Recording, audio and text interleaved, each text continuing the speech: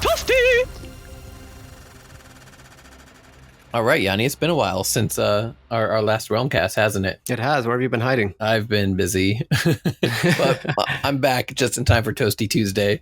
For the second Toasty Tuesday. What do you mean? We totally missed one. Oh, yeah. I mean, this is not an every week thing. It's, as we get some relevant news to share with everybody. Well, we've got lots of news. We do. Yeah. I mean, I've been gone, so I don't know what's going on. So you're going to have to loop me in on this one. Well, before we get into that, not sure if for everybody listening, maybe if you haven't seen it yet, check out our episode with Garrett Warren. We got to interview the stunt coordinator for Legacy Season 2 and the director for Legacy Season 3, known as Mortal Kombat Generations. And in my opinion, that was a really, really fun episode. So check it out if you haven't yet. Everybody's probably listening right now saying, wait, what? Legacy Season 3? What are you talking about? Yes, Legacy Season 3. So go listen to it. You'll hear everything you need to know. And it's honestly one of my favorite interviews that we've had so far. So I highly recommend it. Yeah, and it's the same for me, and that's saying something because I really enjoy all of the interviews we do, really. Oh, yeah.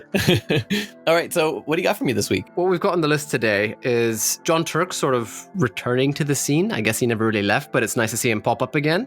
Nasser Aziz in the fighting game community, basically poking fun at the community, and it's a lot of fun in my opinion. Then on top of that, we got some movie news, and actually as of the time of us recording this, we literally just got some news. So yeah, Should we get into John Turk? Yeah, what's going on with John Turk? Actually, for those who don't know, do you want to go ahead and fill them in on who John Turk is exactly? John Turk played Sub-Zero in Mortal Kombat 3. The man with the jaw, that's how I like to refer to him. Honestly, what a jawline. I am quite jealous, I must say. his jaw is so thick it looks like he could slurp peanut butter down with a straw. He also seems to be a very genuinely nice guy from every video I've ever seen of him, you know? Yeah. Oh, yeah.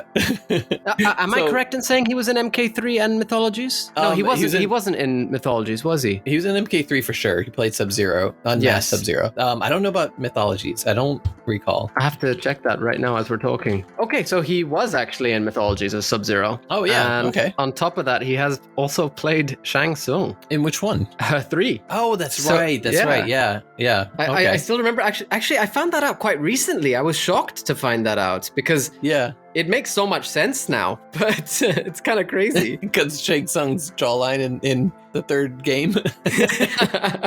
Like, I can see him as Kuai Liang, right? Just because that was the face, you know?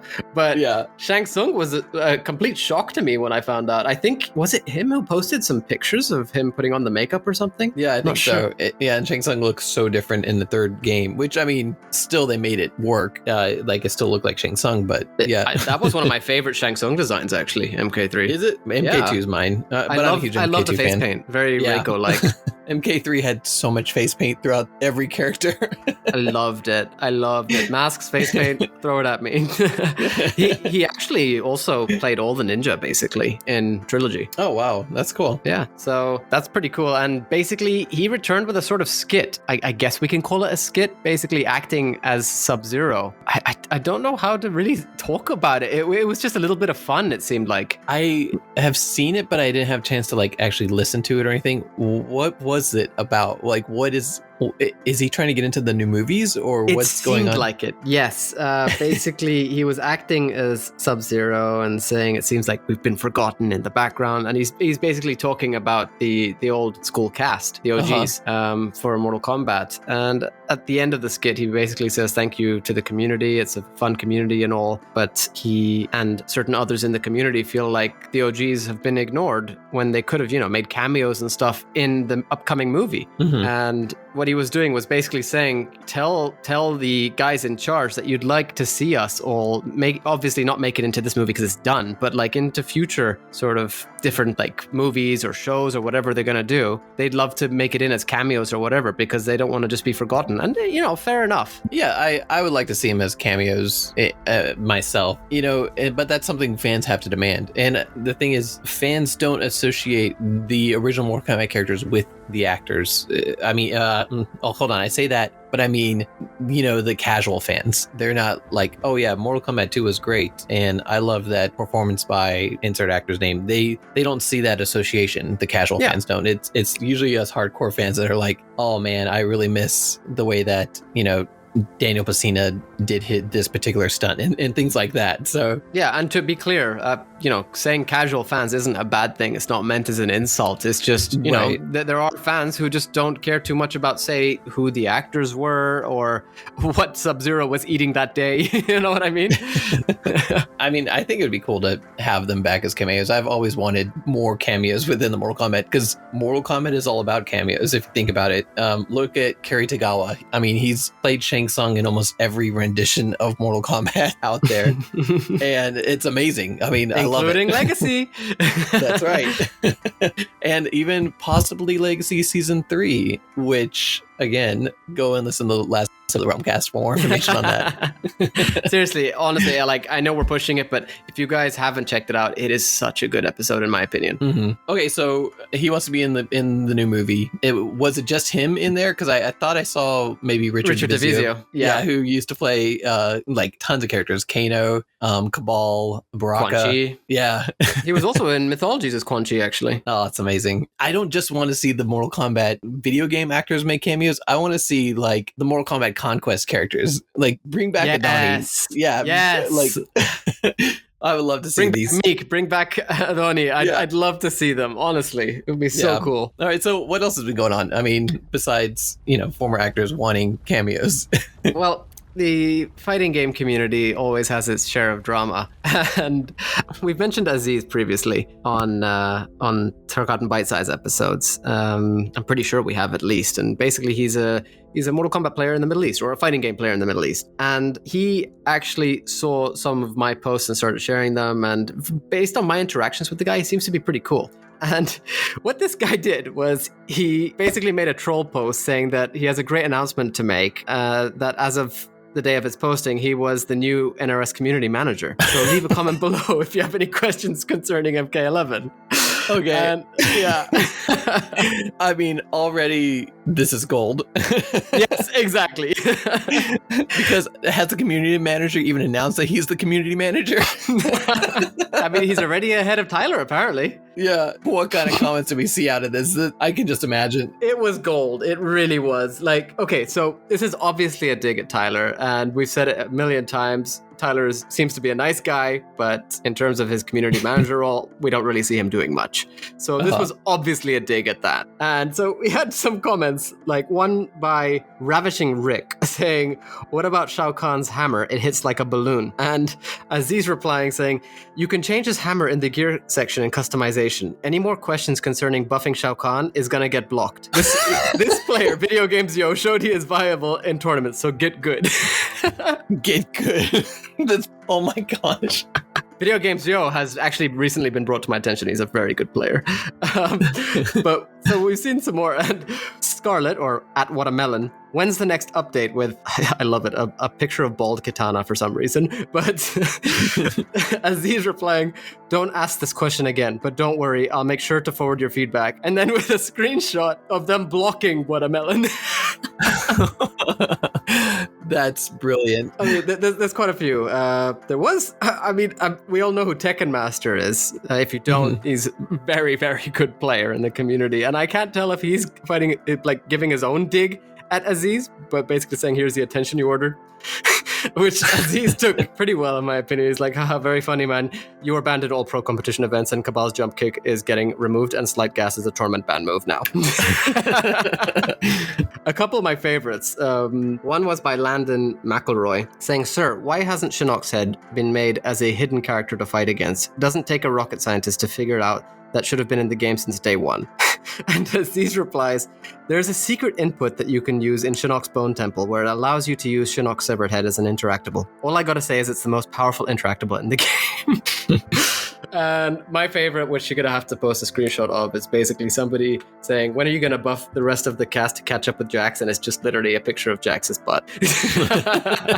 But like, I mean, it was a little random bit of trolling, but it was so refreshing to see and quite hilarious in my opinion. We got a couple more screenshots in there, some by Rufalmonger, etc.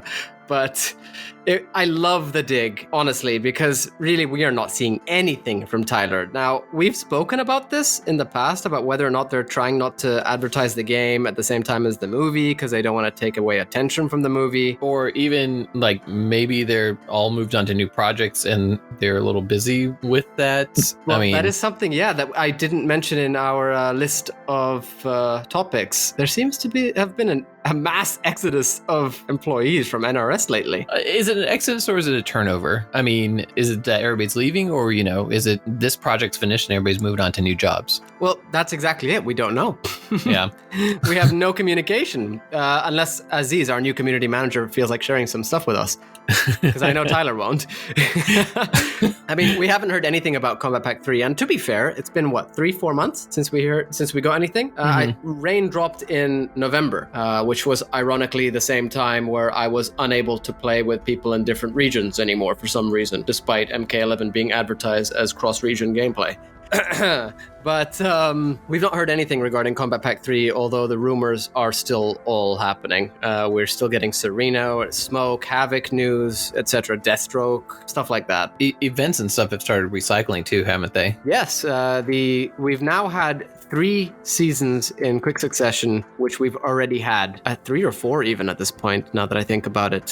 So basically, for those who don't play Kombat League, each season you would play Kombat League to get specific skins and gear, as well as brutalities and such. And I mean, many people were unhappy about that. But you would play these seasons to get the specific gear and skins. And now they've stopped bringing out new gear, they've stopped bringing out new skins with different seasons, so different seasonal themes and such, chaos, etc. And they are recycling those skins, but they are still bringing out new brutalities and gear. So that is kind of a hint as to the fact that MK11's content is definitely slowing down, which is weird because I'm pretty sure we have spoken about this to a great degree. Ed Boon said that MK11 would be the game that would be the longest supported out of all their games so far during the NRS era. I mean, is it not the longest supported game? Is it? I don't know. It's been 2 years? Usually the other games, the support for them have fallen off pretty quickly. I mean, the combat packs for this one seem to have taken the longest to come out. Yeah, but is that artificial extension?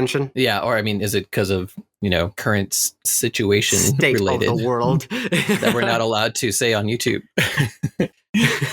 It could be any of those, but based on all the leaks we've been hearing, it really did seem like 3 combat packs were planned. And if you look at the roster spaces, it would make the most sense for the shape to end up as a full rectangle or something. So I do believe possibly. We're still getting something. I don't know. I mean, at this point, the Ed keeps hinting about the new project that they're working on, which is not Mortal Kombat related. As you say, we have seen a lot of people kind of leave the scene. We're seeing different events getting recycled, and I think the nail in the coffin might even be the fact that Kombat League skins are now acquirable outside of Kombat League. Which was, in my opinion, a very good update, although very late. I love it. Yeah, I love it. But, I mean, that's kind of taking away the whole point of Kombat League now. Well, they've still got gear and brutalities. True, yeah, that's true. Yeah, but I think they just realized that people just don't care about Kombat League. Everybody hates Kombat League. It's the most toxic thing. Kombat League made me put down MK11 for ages, and I'm saying that as somebody who was so happy that Rain dropped. I still play occasionally. I just don't play Kombat League. Well, I don't know. I think that this could be close to finishing up. If we did get another Kombat Pack, that would be the kicker to start things back up a little bit. But I think we're nearing the end for Mortal Kombat 11, to be honest. Yeah, although we have discussed whether or not we'd be getting Mortal Kombat movie content for MK11. Yeah, and that's true. I mean, if we were, it's getting close to the time when that would be a thing. I can't believe I'm saying this. I would not mind Cole Young. Oh, we have a conversion.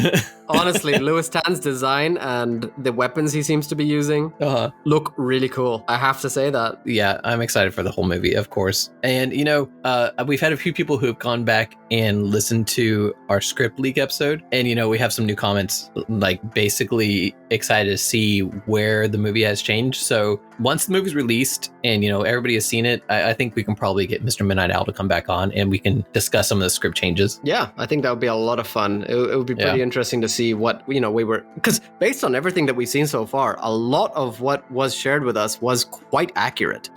As well as even certain changes that were made. So I think that'll be a really fun episode. Let us know if you guys are interested in that, because I think we are definitely planning on doing that. As far as movie news goes, you do have some more movie news, don't you? Yes. So first thing is there are a few spoilers lurking around the internet now, because for some reason many people have been being given a viewing of the first 15 minutes of the movie. Mm-hmm. I'm confused as to why that's happening. The hype. I mean, that's Warner Brothers' whole thing is they like to, reach out to YouTubers and give them stuff to generate hype, like things that nobody has seen yet. For example, when all these secret characters started coming out and as characters are getting released, YouTubers already had those characters and already had their videos queued up. So yeah, it's Warner Brothers' whole hype method. Yeah, I mean, that is pretty irritating. WB, if you're listening, give us access to the characters too. But it's pretty irritating, This episode of Tarkan is sponsored in part by Warner Brothers Media Entertainment. I'm just kidding. He's kidding, guys. But I don't know. I think that sharing the first 15 minutes is not that great a move. Although, to be fair, we did leak the script. So we have no room to talk. Although I think we were pretty good in how we handled it. We didn't give too much, in my opinion. I think that Brandon, Mr. Midnight Owl, really knew exactly what to give us. And we've told him that on here. Yani, have you watched or have you read about the first 15 minutes of the movie? Oh, I mean, okay, guys, before we go any further, obviously going to be some spoilers from this point on. We'll put some in the description. Just skip over the spoiler section. I honestly don't know anything about it because I've been gone, but I think you're about to spoil me on whatever you know. So okay, I'm not going to spoil you. I'm going to say what I'm pretty sure we've spoken about already, based on articles that we've talked about in the last couple of episodes. But do you remember that we were told by, again, some article when the trailer just dropped that the first 15 minutes was basically setting up the Hanzo Bihan feud? Okay, yeah. Yeah, so that's all set in feudal Japan, apparently. And that is what I'm assuming everybody has seen part of. Oh, okay. Are you sure? Like, that's what people have been talking about? I'm not sure, because I'm staying away from those spoilers myself. I think that I have spoiled enough for myself. You just gave a spoiler warning for something you don't even know about. Well, that's the thing. Because I have seen certain things being talked about, but I'm trying to stay away from them. And just in case anything comes up, I want people to be aware. As far as I know, it's just set in feudal Japan, and we're basically going to see the beginning of Scorpion and Sub-Zero's feud, which is quite interesting to me because I'm curious to see if they're just going to go straight in feudal Japan or if it relates to mythologies in any way, which I also highly doubt. But, who knows? Just be careful of all the spoilers on the internet at the moment. Yeah, there's tons of them out there. But I'm hearing it's great. I'm hearing that those first 15 minutes are really exciting. I am more hyped than ever to see this movie. We've said it before, I'll say it again. We were hating on it big time, but at the same time, I think we tried to keep an open mind, and I'm ready to see this movie. There's been quite a few new posters and stuff for the characters from the movie. Have you seen those? Actually, I saw one. You're not talking about like the motion posters that came out when the movie was originally announced. You're talking about like the actual movie poster, right? Yeah, the actual. I think we already spoke about those ones, actually. Yeah, we did. But the actual real movie poster is beautiful. Yes. Oh my God, it looks so good. Yeah, like it's got that all white background. And you know how everybody criticizes Marvel movie posters because it's just like they threw up movie scenes onto a poster?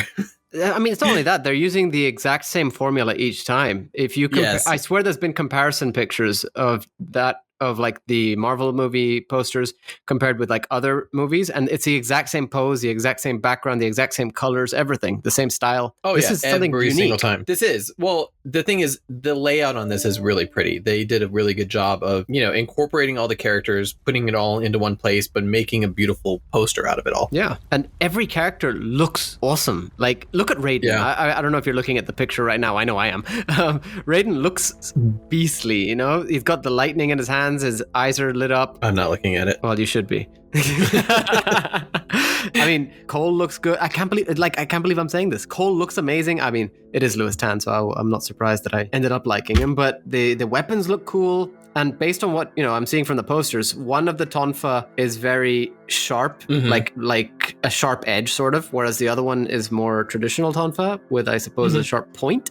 It's really cool, actually. I like that it's somewhat varied from, say, Tanya's tonfa. And they made Scorpion and Sub-Zero like the centerpieces of the poster. Good. Which, marketing-wise, I think that's a great decision. They've done the same thing as we discussed with the trailers. It's not so much of a Cole Turner movie that we've seen so far. It's a Mortal Kombat movie. Yeah, which kind of makes, well, okay, I have a bit of a concern. Again, possible spoilers, or I guess not if it's official words from Todd Garner, right? But we had a recent article, I think you've seen this one, we spoke about it briefly, but the reasoning for why Johnny didn't make it into the movie, apparently. Yeah, I've seen headlines of this article. I haven't read it. And, I think you've seen the quote at least, right? Yeah. What did they say exactly? I'm trying to remember off the top of my head, but basically they didn't want to make Johnny a main character because they didn't feel right about making the protagonist be a white male. Let me find that. Okay, so he says, Johnny Cage is obviously the elephant in the room, and there's a number of reasons why Johnny Cage was problematic in this particular movie out of the gate. One, he's a very big personality, right? He needs his own space. It's very hard to just throw him in a movie, like I said, with Kano. So taking him out was very easy, not only for the movie, but for the sequel. I want to make a sequel, and I've now got Johnny Cage, which hasn't been used in the first one. So I have a big stick and carrot that maybe they'll let me have Johnny Cage real presence in the second movie. And that's not the exact quote that we're referring to. No.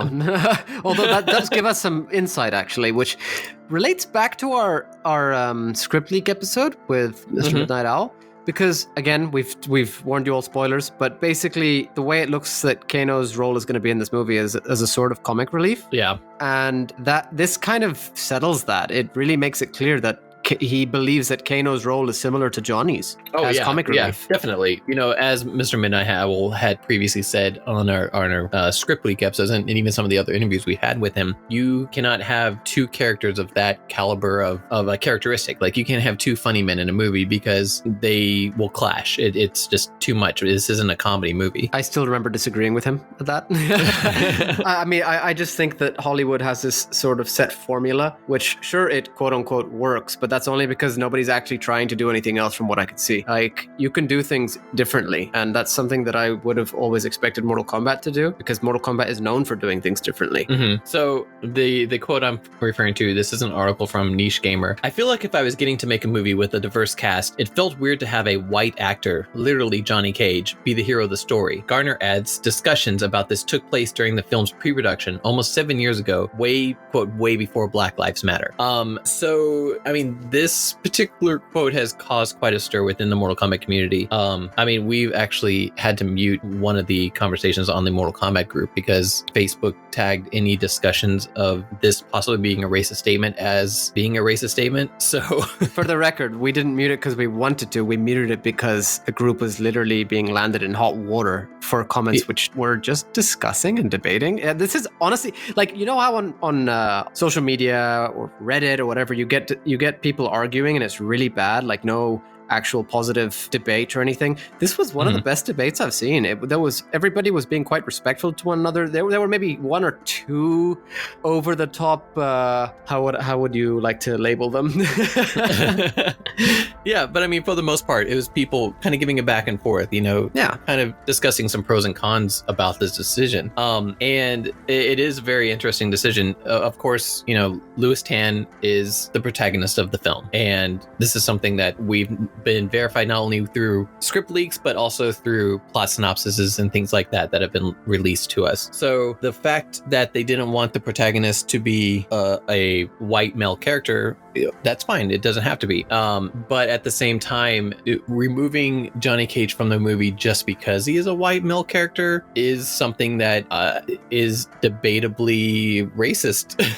Yeah, this is a whole discussion on its own, to be honest, which sort of leads away from Mortal Kombat itself. Right. But yeah, I don't know. That sort of thinking to me, as somebody who's not white, just before I get attacked for this opinion, is sort of racist itself. Like, I get that, diversity is important. I definitely think so. I would like to see more representation for people like me, let's say, but without saying what I am. Keep it vague, right? But so I just think that Johnny being left out as one of the OGs for this reason is kind of concerning. The thing is, you can always judge if a statement is racist by changing out the race that's being used. If Todd Garner has said, I feel like I was getting to make a movie with a diverse cast, it felt weird to have a black actor be the hero of the story. Like, careful, you're going to be misquoted for saying that by people now. I mean, if somebody had said that, that would have been an extremely offensive, extremely racist thing to say. And that, I think, is what the issue boils down to, is that you're basically changing a character because you don't want them to be a particular race. Yeah. So there's that. I mean, leave a comment down below. Let us know what you guys think. If you think this is a racist statement, especially as you're doing promotion for the movie, or at the same time, this could just be a way to pull in people who really care about race and who want the movie to be diverse for diversity's sake, rather than for any plot context of the movie. I mean, one thing we do have to bear in mind is the cast itself is, firstly, not just diverse, but from a sort of origin context, but also in terms of the fact that barely anyone is actually super well known. And that's something I really appreciate. So I think that with the casting in the movie, it's been pretty much, maybe let's go with a 9 out of 10. Although no, I can't think of, like a 9 out of 10, I'd say. Really, everybody seems to be a very good pick for their characters. And they've gone with people who are unknown. They've gone with martial artists. So I don't think that it's just a sort of ploy to get people to come just for that reason, as you're not suggesting, but saying maybe that this is a possibility. Yeah, sure, it's a possibility, but I really believe that they believe what they're saying about this too. It's just an opinion, really. Yeah, and as we stated with that other quote from him, the fact that he wants to leave Johnny Cage out of this movie and he can throw him into the second movie, I think that's a great choice, because you do get your funny man Johnny Cage. He can be more center stage in the second movie because he is a big character. He has a big ego. He takes up a lot of screen presence. Even in the original Mortal Kombat movie, he is a fan favorite. And when he died at the beginning of Annihilation, people were like ready to walk out of the movie theater. So it does give him more focus and more possibilities for a sequel. That the whole Johnny saga over the movies has been hilarious to me, honestly. Like there was a meme I posted the other day, hold on, I've got it right here actually, by Jason98 on Reddit. It is, I don't know if you know the meme of the guy who's like doing the peace sign and then he's sort of like becoming invisible. No, I don't think I've seen that one. All right, well, so it's got like him fully opaque looking at... You can follow Yanni on the Mortal Kombat meme realm on Instagram and Facebook. But so it's got him in the first movie fully opaque, then it's got MK Annihilation, him becoming transparent, and then it's got him in MK 2021 just completely gone. It's so good. I'm sending it to you right now. Okay. Thank you. But I thought it was so fitting. And like, part of the reason that Johnny Cage, his history in the video games itself has been so controversial is because they replaced him in Mortal Kombat 3, they completely removed his character altogether and just wrote him off as had died. And then he was such a fan favorite that they had to bring him back. And it is interesting considering he is technically the full origin of Mortal Kombat. What do you mean? Like the idea behind it was that's right. Yeah, because of the Jean-Claude Van Damme thing. Yeah, exactly. And even tracing back to Daniel Pesina, who originally played Johnny Cage, he had a big hand in creating the game itself and kind of adding a lot of the martial accents to the game. Yeah. So yeah, that is very interesting that they would just get rid of that character. Purely because he's white. Wait. I meant in the games, but in the game. Sorry. Yeah. Sorry. I got sidetracked. I was thinking of the movie again. No, I mean, in Mortal Kombat 3, see, that's one thing that we always talk about, though, with the roster. In the Midway era, they were a lot more ruthless with how they chose the rosters. And I liked that. I was happy to be able to see that 90% of the roster could change every single time, where it would mostly just be Scorpion and Sub-Zero, and then you would assume, say, Raiden or something, you know? Well, think about Mortal Kombat 2. I mean, Kano and Sonya, who were a third of the roster, are chained up in the background of the second game. Yeah, exactly. And amazing. Without doing that, we wouldn't have gotten, say, Kitana and Melina. Yep. Mm-hmm. So I get that everybody's always like, oh, we want this character, we want this character. They're the OG, they should be in this. Although now we're talking roster. But if we don't have the roster changing a lot over the games, then we're never going to have other characters get a chance. For example, Serena. I've never said that before. But the whole movie thing is, concerning. It really is. Especially judging by, from that quote that we can sort of assume things that are going to happen for the future of the movie, if that makes sense. If you catch my drift in terms of spoilers. No, I don't know what you mean. I've stayed away from spoilers. No, I don't mean, I don't know if it's a spoiler. That's my point. But based on his wording, he didn't want Johnny in the movie because he would clash with Kano. But he's okay with Johnny being in the second movie. So, that's what you're saying. Yeah, that's just me putting two and two together, So it's kind of, again, worrying that this sort of thing is being said, especially when he's giving us a lot of insight into what might happen in the movie like that. It's a bit more than a hint in this situation. I have one more quote from this interview, and this kind of relates back to, dispelling a lot of the worries fans have had, especially as we talk through the script leaks and our various editions of Mr. Midnight Owl throughout the show. Todd Garner says, if you walked into a theater and you didn't know anything about Mortal Kombat, would you enjoy it? We have to, by the end of the movie, get everyone caught up. So if they let us make another one, then we can start really digging into the characters. You have to go into making it knowing there are hardcore fans who know every single thing, but you have to be realistic. If you've ever taken your mom to a movie and she's like, what's happening? And you're like, Mom, shut the fuck up. That's the problem with Mortal Kombat. It's so goddamn complicated. Cole asks the questions, who, what's happening? And he gets the answers. And that's kind of what we stated before. Like this whole movie, having Cole as the protagonist, it really allows the new people to come in and see a movie. And it allows people who are seasoned to kind of experience Mortal Kombat from an outside perspective. I can't believe he talked to his mother that way in the cinema. Anyways, on this topic of Johnny Cage, I think this is something that we kind of dive into a little bit on our next episode of the Realm Kast. So if you're not subscribed, make sure you hit that bell icon and subscribe to us, because we have a good episode coming up next, and the release has yet to be decided, but just make sure you subscribe because you're going to want to hear this one. Yeah, I think you're going to all enjoy the upcoming episode, actually. It's a bit of a surprise. I think you're going to really not see this one coming. Yeah. Now, one thing I didn't see coming today, actually, was... Nice transition. Thank you. I tried. Was a new trailer dropping right as Fantim and I called each other. Yeah, that's right. So, I mean, there have kind of been several different little HBO Max trailers being released throughout the week, and this one had a few cool little shots that we saw that we haven't seen so far. Yani, what did you see? I did see that, okay, where Scorpion throws a spear, is like, get over here. And then it just cuts away in the other trailers. Mm-hmm. It seems that Sub-Zero catches the spear on its way back. yeah, that's what it looks like. I'm not sure if he dodged it and then grabbed it, or if what's going on exactly. But then there's another shot too where he's kind of pulling Sub-Zero into his sword, it looks like. Yes. Which would be interesting, to see, Sub-Zero get some damage through this battle, or this could be even the last battle.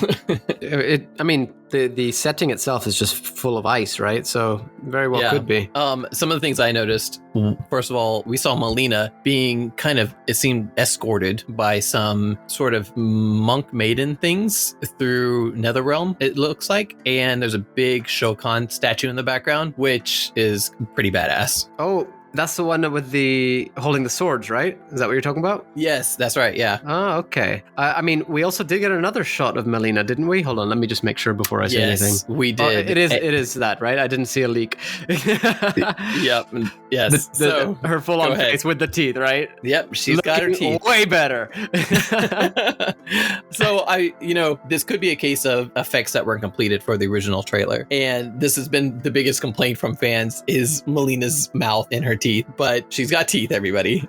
Oh, I have to interrupt you. You said that she's being escorted through the Netherrealm. I think you meant Outworld. Oh yeah, I'm sorry. It looks like she's being escorted through Outworld. I'm looking at that bit of the clip now, and the statue of the Shogun is really cool. Yeah, it's holding up like Tao or something. It's cool. But Melina is looking good. But I mean, I think you saw what I did as well. Did you see a certain pair of wings turn up? I did. So do you think? Well, I mean, we already know Mitaro's confirmed in the movie. We've talked about this on a previous Tarkot and Bite Size episode, and it's even been confirmed by people involved with the movie as well, as far as I know. Yeah, including her actress that's playing her. Now she looks pretty interesting. If that's her, do you think it is? Oh, I definitely think it's her, but I'm kind of confused because I can't see if she has arms or if her arms are her wings. I mean, it could be either way. I mean, that's exactly why I'm so confused. Because she's supposed to have arms and wings, right?